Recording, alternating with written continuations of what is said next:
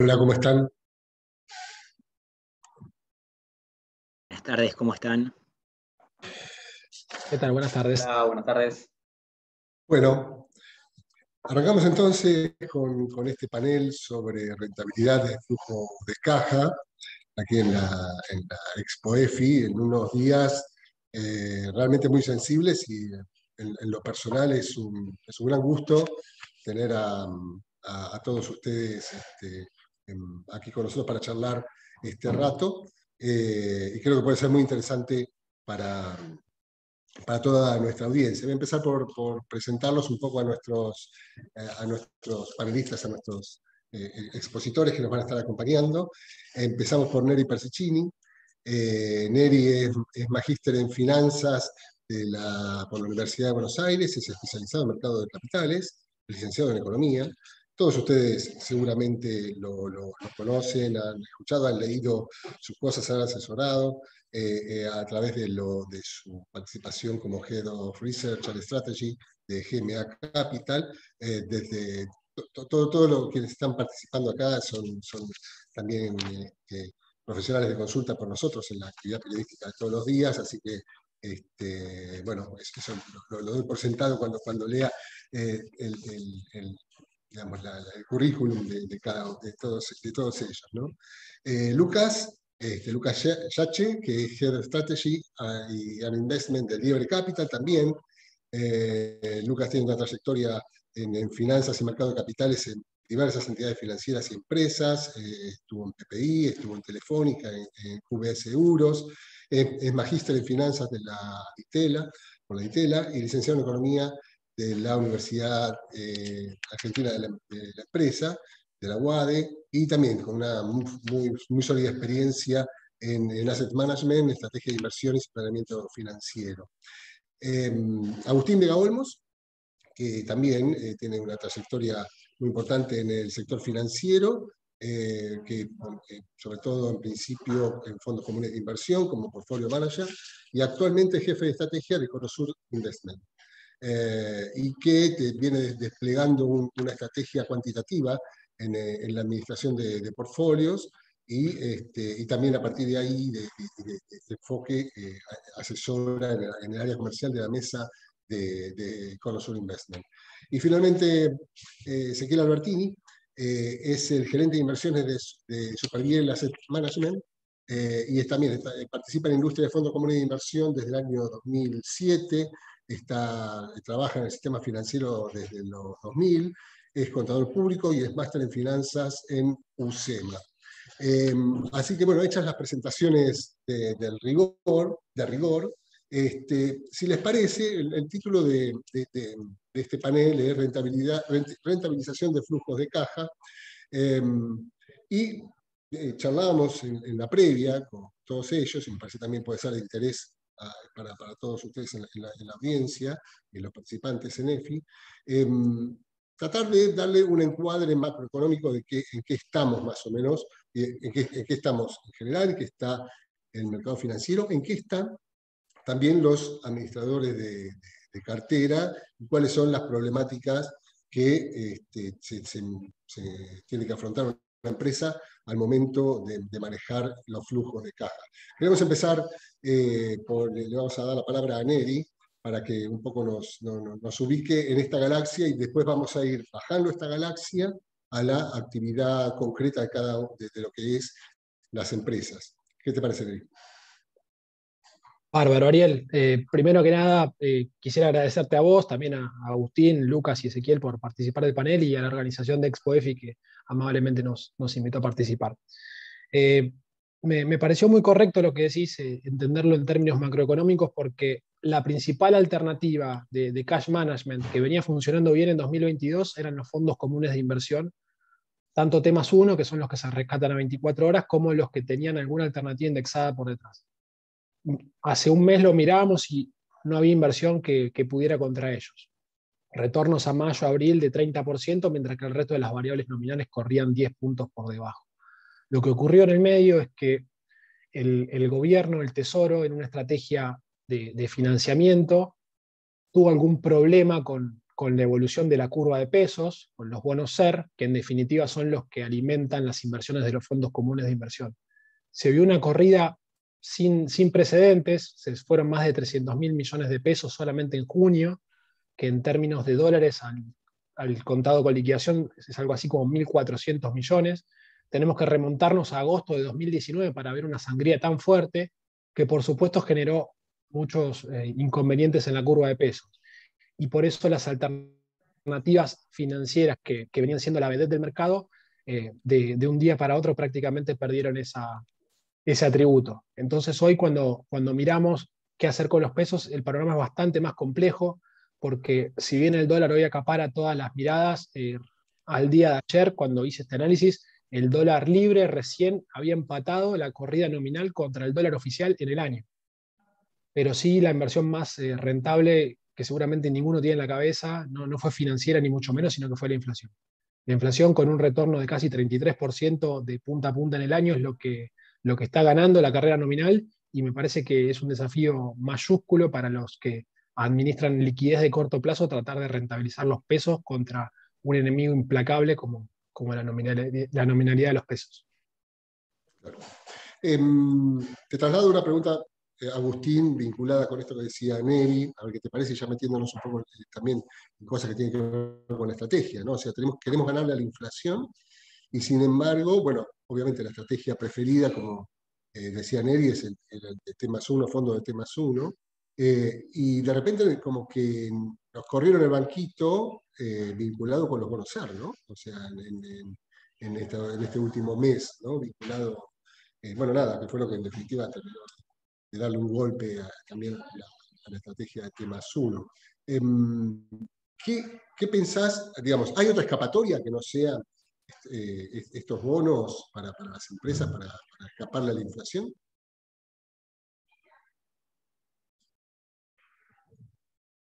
Yo no te escucho, Agustín.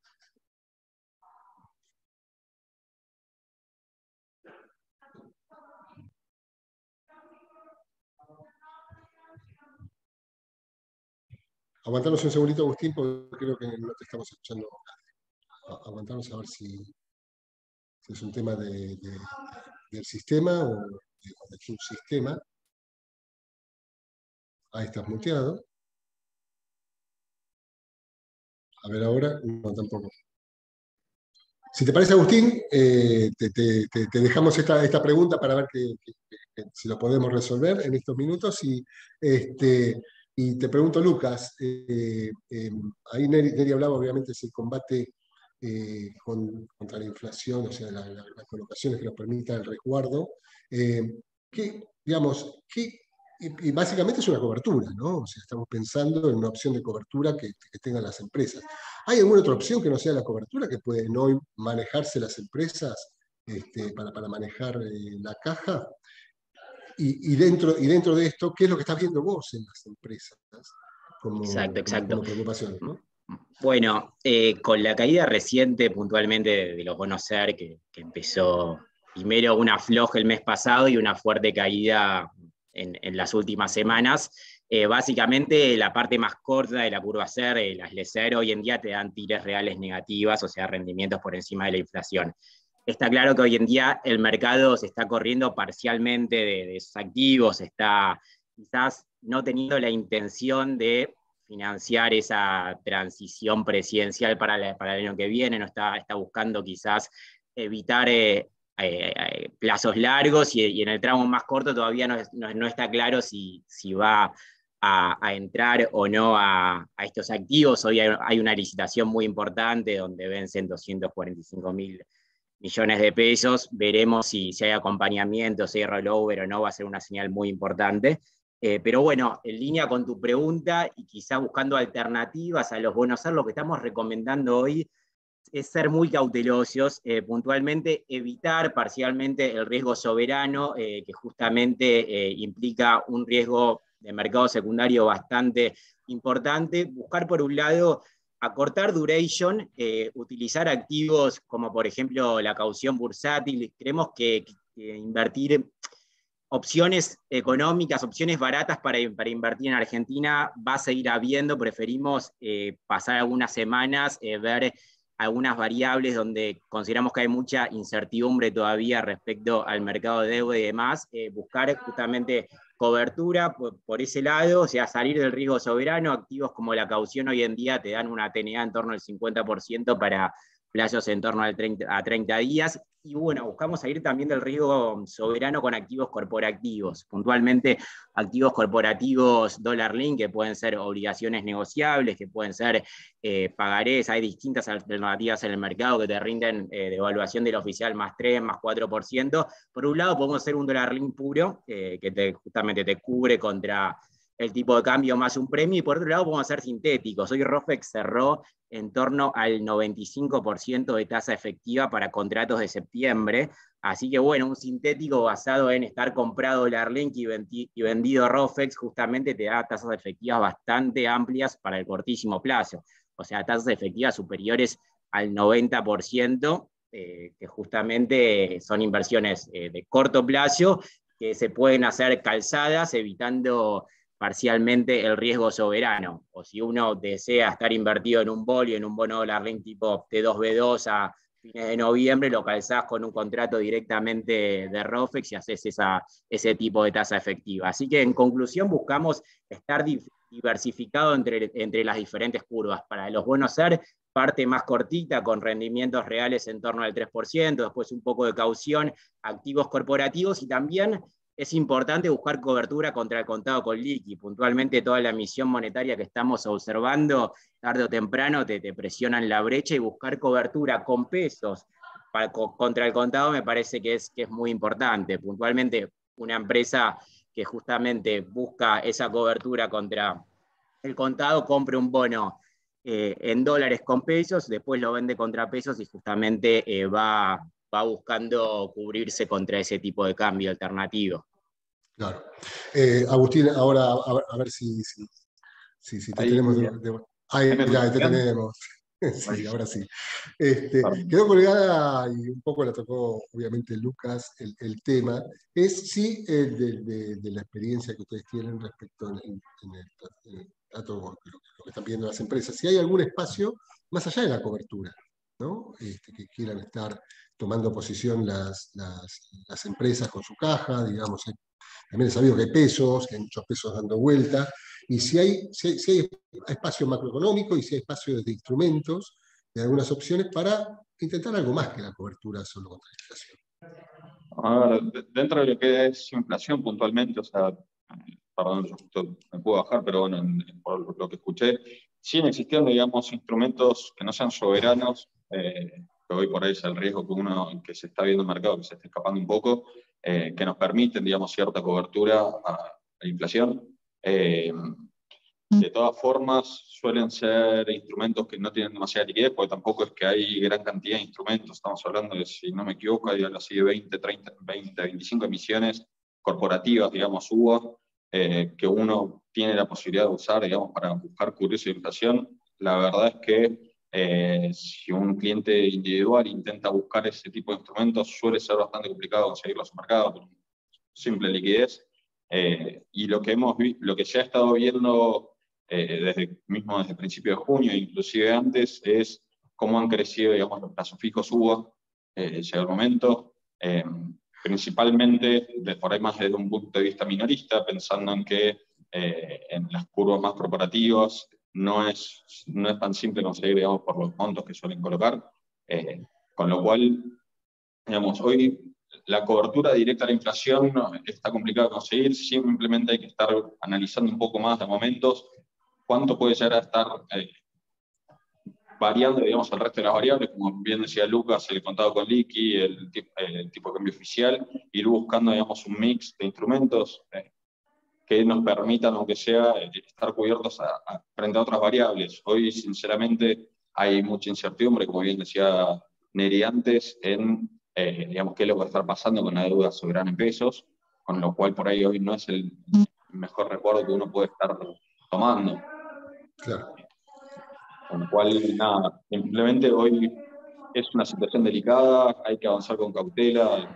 Con Sur preferimos estar mayormente conservadores y ir viendo cómo va avanzando un poco el panorama, qué decisiones va tomando el gobierno, digamos, y ponerle en el actor que está teniendo el Banco Central en lo que es el sostenimiento de la curva de pesos, para ir repensando, digamos, las estrategias que, como bien decía Neri, antes siempre se buscaban, digamos, los fondos atados a inflación y los fondos T+1 que eran el mejor resguardo. Claro. Ezequiel, ¿cómo se está pensando en el caso de ustedes, ¿no? De Superviel? Y también si nos puedes contar un poquito cómo está la dinámica del sistema de los bancos, ¿no? O sea, en este contexto, ¿no? ¿Qué es lo que están viendo de recomendaciones tanto para clientes como para, bueno, qué opciones manejan también estando parados y estar en medio de hábitos? Sé que no estás en la mesa, digamos, ¿no? Pero digamos, en términos de tenés que estar dando una opinión de cómo colocarse, estando también como actor en el sistema financiero. Sé que tenés una opinión, Nicolás, por esto me parece que sería muy interesante. Sí, bueno, ¿qué tal? Buenas tardes, Ariel, y buenas tardes para todos los que están conectados. Me gustaría contextualizar un poquito para entender mejor la situación que estamos atravesando estos días, estas semanas. Hace unos cuantos meses, no sé si recuerdan, pero el spread entre lo que eran los rendimientos de los fondos money market y los T+1 era muy pequeño, y en el transcurso de algunas semanas el Banco Central fue generando a través de su tasa de referencia que el spread de rendimiento en los fondos money market y T+1 se incrementara. En ese momento hubo un traslado de cuotapartistas que empezaron a ver un atractivo mayor en los fondos T+1, por lo cual empezaron a salir de los fondos de money market para ir a los fondos T+1 y también a los fondos SER. No tenemos que también perder de vista que es algo que mientras el producto funciona bien, quizás se le saca un poco la vista, y es el horizonte de inversión de cada segmento de fondos comunes de inversión.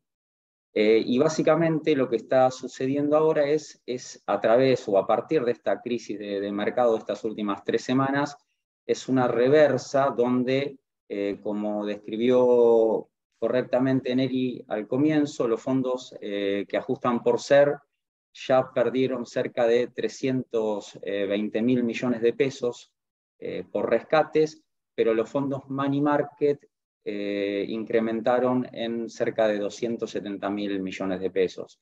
Lo que vemos ahí es que, digamos, un movimiento natural de una posición más defensiva, y creemos que después de haber escuchado digamos, a referentes del gobierno, un compromiso taxativo con la curva de pesos, esperamos que luego de una estabilización podamos tener una normalización del mercado, porque sabemos que es crucial tener un mercado de pesos activo, porque sabemos cómo eso después se traslada a la economía real, ¿no? A la cadena de pagos.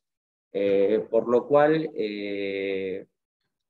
más que nada respecto a lo que es el manejo de liquidez, que es el panel que nos ocupa, hoy los fondos de money market tienen un rendimiento nominal de 40%, por lo cual digamos, en este contexto inflacionario hay que encararlo con una gestión activa y muy prolija de la caja. Sabemos el impacto de la inflación en los activos monetarios, por lo cual hay que minimizar los activos monetarios, la caja, y el vehículo de inversión de los fondos money market es muy eficiente.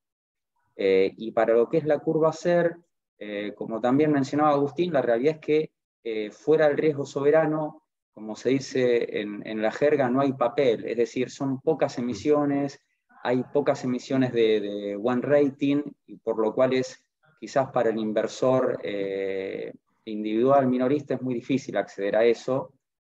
Así que nosotros en estas semanas recomendamos no tomar decisiones apresuradas, de salir muy rápido de lo que son los fondos, porque la realidad es que el primer día, ese miércoles 8 de junio, cuando se desató, cuando el mercado, digamos, estaba seco, con poca profundidad, sin pagadores, y empezaron a haber rescates en los fondos, sobre todo ajustables por SER, del segmento SER. Todavía no estaba el Tesoro o el Banco Central con una postura clara respecto de cómo abastecer de liquidez al sistema, y los rendimientos, los spreads, se fueron de lo que estaba fines de mayo en SER -2, las LECERES, a SER +20.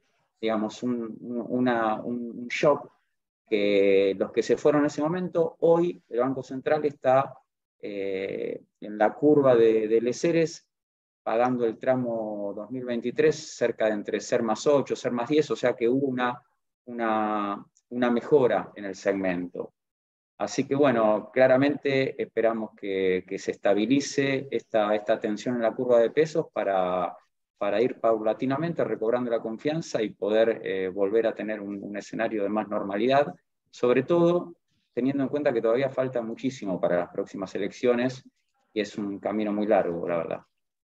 Faltaba introducir ese factor que ahora enseguida creo que lo vamos a charlar. Quiero recordarles que pueden hacer preguntas, acercarnos preguntas en el chat de la aplicación, de la plataforma, y nosotros encantados vamos a transferirlas. Vinculado con ese contexto que mencionaba recién Ezequiel, Neri, te quería preguntar cómo estás viendo precisamente en este contexto y hacia el próximo año y medio, donde se supone que puede complejizarse un poquito más la situación por los términos políticos. Después vamos a hablar también sobre eso, quiero dejarlo para un poquito más adelante. Pero en concreto, lo que mencionaba Ezequiel de la postura del Banco Central, tanto en términos de garantizar liquidez para los fondos, para pararse también operando con bonos con más fuerza, por lo menos en los últimos días. Si eso pensás que puede ser un driver para que se pueda mejorar toda esa situación, para que aparezcan mejores opciones, digamos, en términos de poder colocar la liquidez. Sí, vinculado al Banco Central, Ariel, me gustaría hacer un comentario previo a lo que dijo Ezequiel, que lo marcó muy precisamente. La tasa de corto plazo que se refería a él es la tasa de pases a un día, pases pasivos, 40,5% es lo que paga esa tasa de cortísimo plazo, mientras que la tasa del ELIC, que es la que se posiciona en los bancos en definitiva, es hoy 52% TNA. Esa brecha de 10 puntos en el pasado era menor, por lo cual cuando uno ve las noticias del Banco Central y su postura un poco más agresiva en términos de tasa, que tampoco es tanto porque la tasa es 10 puntos negativa, la tasa real, lo que se encuentra es que siempre es, en definitiva, son soluciones para favorecer el financiamiento del Tesoro.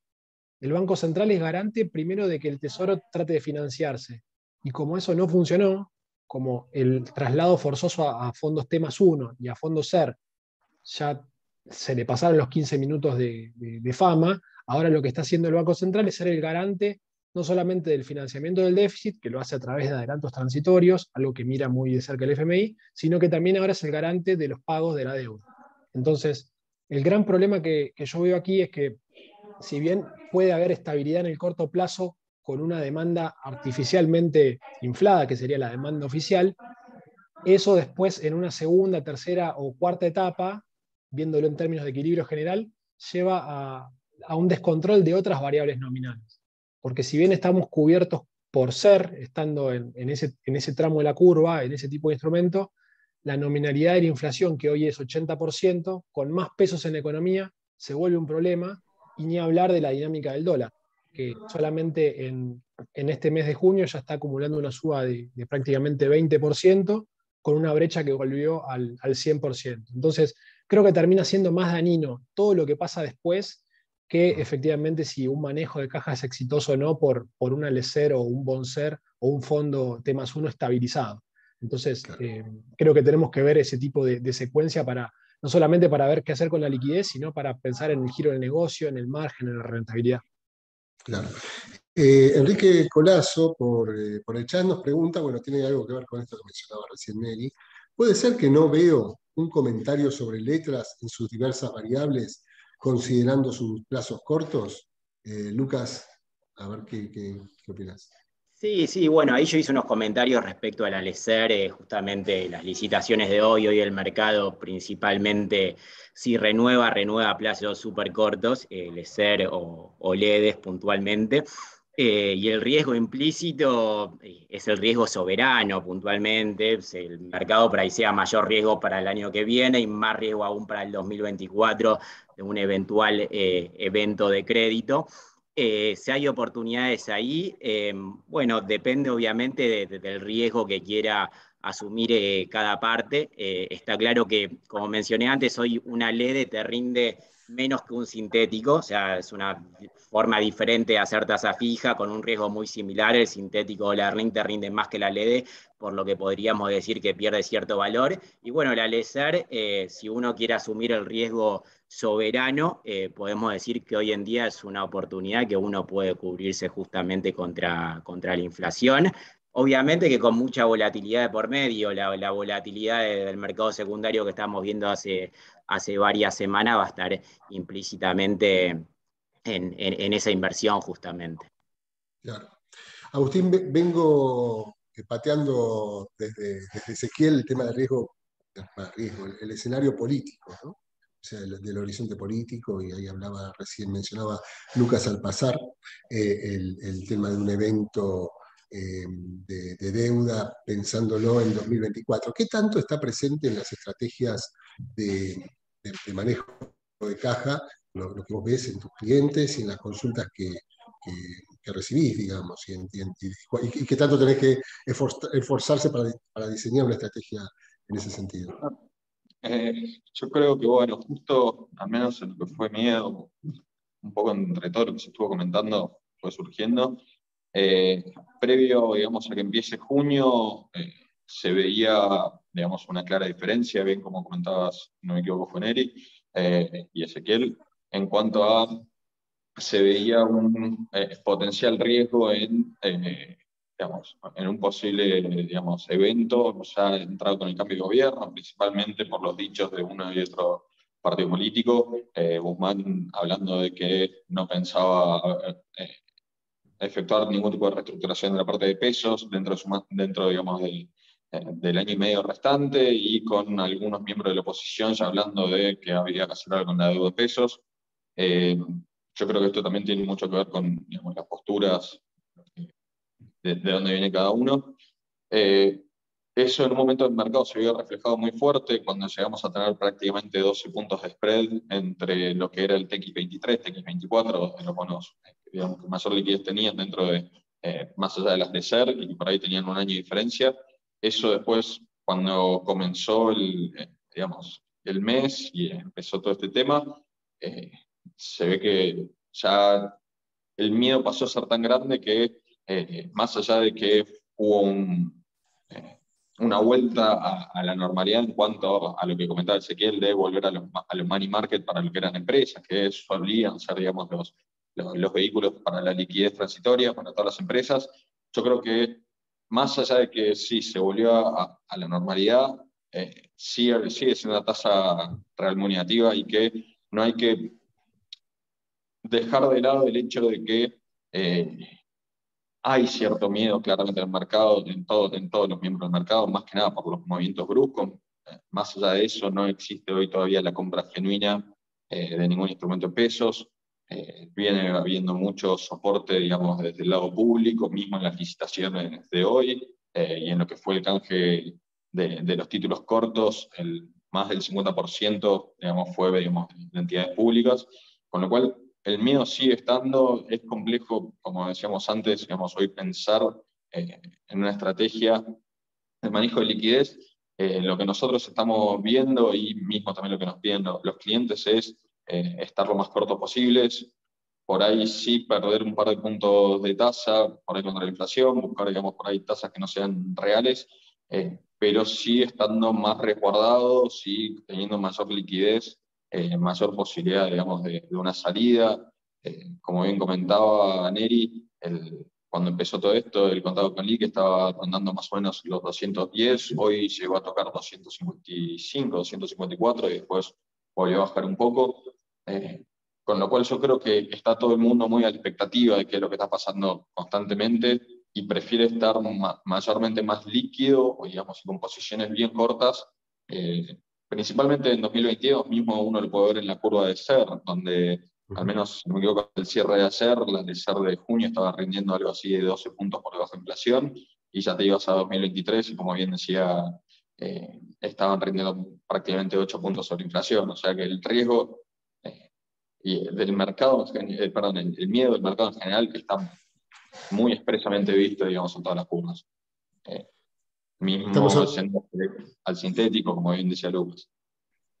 Estamos hablando de estar cortos, de estar líquidos, estar en sintéticos con cobertura con Dollar Link y cobertura ROFEX, y estamos hablando de Money Market. Nos pregunta acá, en ese contexto, Damián Raimundo, ¿qué opinan de los fondos comunes de inversión compuestos por ON corporativas? Lo mencionó también, creo que Lucas, como una opción. Decía, FCI compuestos por ON corporativas para manejar los excedentes de caja de las pymes a corto plazo. ¿Creen que puede ser un buen método de cobertura o el riesgo es demasiado alto? Ezequiel, ¿tenés una opinión para darnos sobre este tema? Sí, no, yo considero que la caja se debe manejar con fondos money market de disponibilidad en inmediato. Estos fondos de deuda corporativa son muy oportunos en este tipo de situaciones o con perfiles de cuotapartistas muy conservadores en un escenario no de crisis que evitan riesgo soberano. Pero la realidad es que, digamos, el mercado de deuda corporativa es menos profundo que incluso que la deuda soberana, hoy asistida por digamos, manos oficiales. Así que, digamos, la respuesta es, para el manejo de caja, un fondo de ONs que, aparte, el plazo de liquidación no es en contado inmediato, sino que es en 24 horas o 48 horas, yo creo que no es lo indicado. Lo indicado es tener una gestión muy profesional, minuciosa de la caja para minimizar los saldos monetarios y esos fondos transaccionales que por la naturaleza del negocio tienen que existir.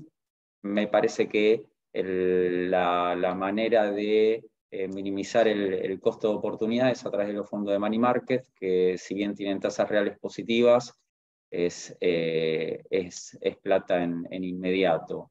Déjame agregarte que también tenemos que tener presente, digamos, ahora estamos atravesando estos momentos de tensión de mercado, pero no nos olvidemos que un mes atrás o un mes y medio, 2 meses atrás, los fondos del segmento SER estaban llenos de activos con spread negativo sobre el SER y no paraba de entrar plata. Es decir, hoy ya sé que el contexto es diferente, pero lo que nos preguntábamos o lo que los inversores quieren ver es ganarle a la inflación. 2 meses atrás era un vehículo excelente porque era lo que mejor traccionaba, y muchas veces debemos que entender que digamos, en el mercado juegan no solo los fundamentos, sino los flujos. Entonces, hoy, digamos, está el mercado en tensión a partir de lo que sucedió, que fue algo que comentó Agustín respecto de declaraciones de parte del arco político poniendo en duda sobre la factibilidad de honrar la deuda en pesos, y eso fue como un juego de dominó, que se tira la primera fichita y empiezan a caer. Nosotros esperamos, la verdad, que acortando duration, estando más líquidos, sin apresurarte en salir de alguna posición estratégica, la situación por lo menos primero se estabilice y más adelante se normalice. Algo para, digamos, aquellos inversores que quizás son más agresivos. En esta semana se pudo haber dado la oportunidad también de por ahí irse mucho más largo en duration con algún soberano con baja paridad, el TX26, son bonos que estaban rindiendo SER más 17, un spread fenomenal y con una paridad de 65%, aproximada, lo cual en un escenario de reestructuración es un buen instrumento porque se minimizan la pérdida en ese hipotético caso, y en un escenario de que no se rompe la curva de pesos, para comprimir tiene un montón, y con una duration cercana a 3. Así que bueno, eso es lo que estamos viendo. Karina Fernández nos pregunta, a cuento de la mención de la opción por la liquidez, dice, ¿hay que estar líquidos en dólares? Y te pregunto, te traslado, Neri, la pregunta y te sumo, digamos, ¿no? ¿Cuál es la dinámica que estás viendo, si estás viendo, del contado con liquidación a partir también de este posicionamiento que pueden estar tomando las empresas en el manejo de su caja, ¿no? Está muy activo y hoy tuvo mucho movimiento, se fue para arriba, bajó, ahora estaba volviendo a subir. Algunos no saben, les consulto, si ustedes saben, así también para alimentar nuestras crónicas, se hablaba que había hecheo que estaba entrando que también hizo fluctuar mucho. Hay algunas voces un poquito más conspirativas que hablaban de algunos actores oficiales. Pero bueno, lo que sí, el canal del contado con liquidación está ahí ardiendo a partir de las medidas, sobre todo de ayer del Banco Central. ¿Cómo ves esa perspectiva, Nelly? Bueno, creo que me tocó la pregunta más difícil del panel, porque hoy el contado con liqui o el dólar financiero es la variable más inestable de la economía, pero por lejos.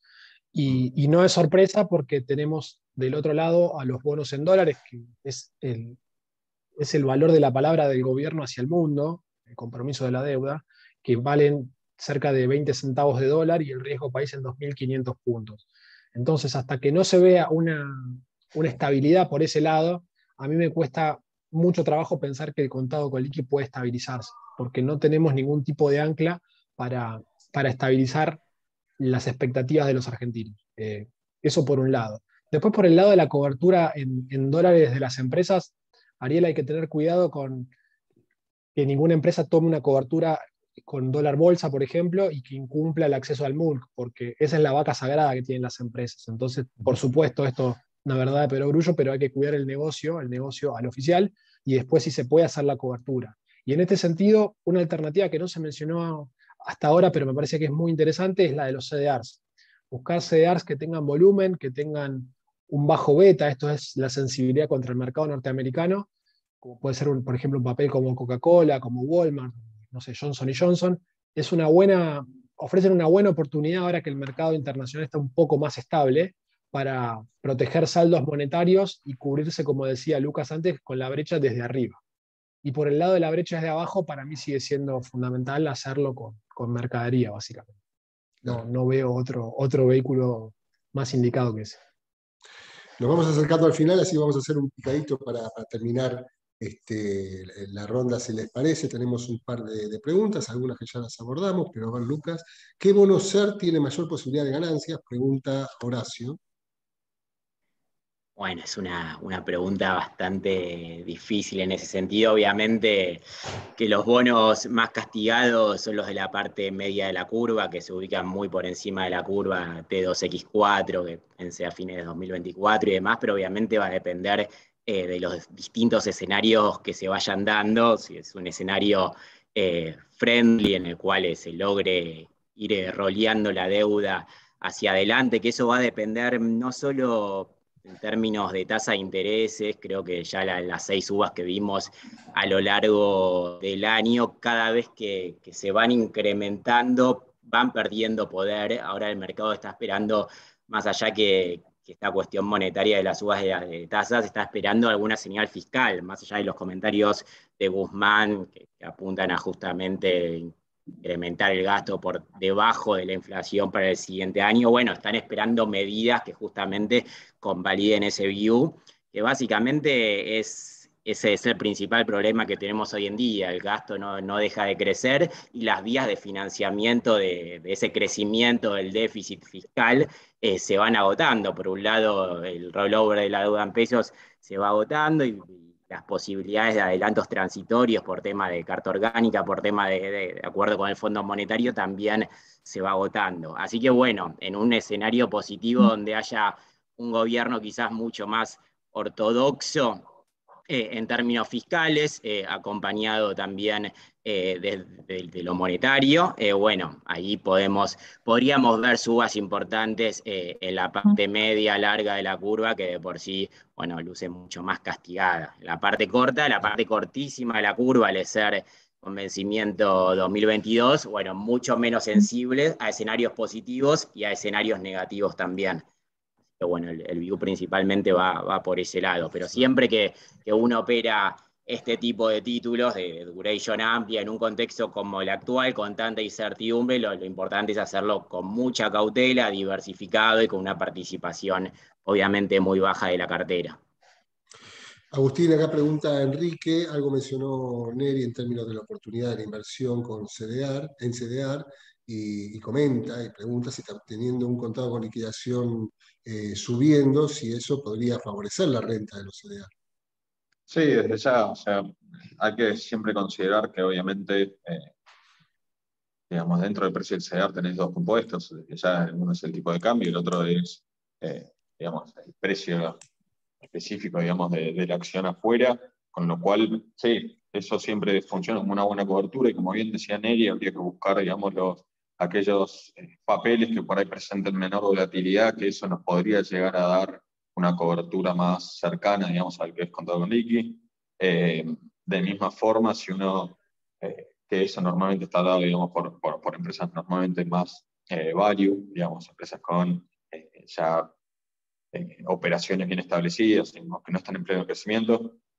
Eso desde ya nosotros en su momento habíamos efectuado, digamos, un análisis de mínima varianza previo a lo que era, digamos, la salida de los ETF, de los CDRs de los ETF. Habíamos efectuado justamente un análisis, digamos, para buscar cuál sería la cartera de mínima varianza y que, digamos, se mueva lo más cercano a lo que era el contado con liquidación. Después lo que fuimos viendo cuando salieron, digamos, los CDRs de los ETF, es que normalmente lo que era, digamos, el Dow Jones eran digamos, de los índices que menor volatilidad presentaba, con lo cual, digamos, los instrumentos o los papeles que estén dentro de lo que sería el Dow Jones o las empresas más viejas, más industriales, por ahí suelen ser los mejores, digamos, proxies de lo que es el contado con liquidación. Desde ya estamos viendo igual volatilidades en todos los mercados, con lo cual podría no llegar a ser, digamos, un proxy perfecto en este momento. Ezequiel, te dejo la última. Que está mencionado así al pasar también cuando hablamos del valor de las acciones de los vinculados con los CDR. ¿Cómo está pesando en estas decisiones? ¿Cómo está pesando en la actividad cotidiana de ustedes como asset managers, el contexto internacional, ¿no? Los movimientos de tasa, la astringencia que se puso, que está habiendo en los mercados, el reflujo de capitales? ¿Cómo es esa mirada? Bueno, mira, lo que estamos viendo es que digamos, el viento de cola que tuvimos a nivel de tasas internacionales bajando a partir de lo que fue la pandemia, con plata barata alrededor del mundo y las tasas de referencia de los países desarrollados muy bajas. Ahora en Estados Unidos lo que estamos observando es justamente también una reversa de ese ciclo, con una Fed que da mensajes respecto de que está decidido a combatir la inflación, por lo cual se esperan nuevas subas de su tasa de referencia de a 75 puntos básicos. Hoy se ubica en el rango 1,50, 1,75, y lo que pensamos es que de algún modo Argentina hoy está fuera de lo que son los mercados internacionales de deuda, por lo cual a partir de esa visión puntual no lo golpea, pero sí tenemos que mirar que obviamente es crucial para nosotros la evolución del precio de los commodities, sobre todo los commodities agrícolas, ¿no? Y no vemos por ahora un escenario de caída violenta del precio de la soja. Está en un rango que para Argentina es muy beneficioso y que, digamos, lastimosamente no se pudo aprovechar en acumulación de reservas, ¿no? Así que el escenario, digamos, per se no es favorable porque estamos en un ciclo de subas de tasas internacionales. Pero todavía nosotros no estamos accediendo a los mercados de afuera para buscar financiamiento, así que estamos como más preocupados por el evento doméstico. Ezequiel, Lucas, Neri, Agustín, muchísimas gracias. Creo que fue muy interesante y muy útil todas las reflexiones. Nos quedamos con inquietud de cómo terminó la licitación, que atravesó todas las inquietudes de nosotros 5, por lo menos, y me imagino de buena parte de la audiencia. Y los dejo en la continuidad aquí de Expo EFI y que sigan disfrutando. Muchas gracias. Chao, muchas gracias. Muchas gracias, hasta luego.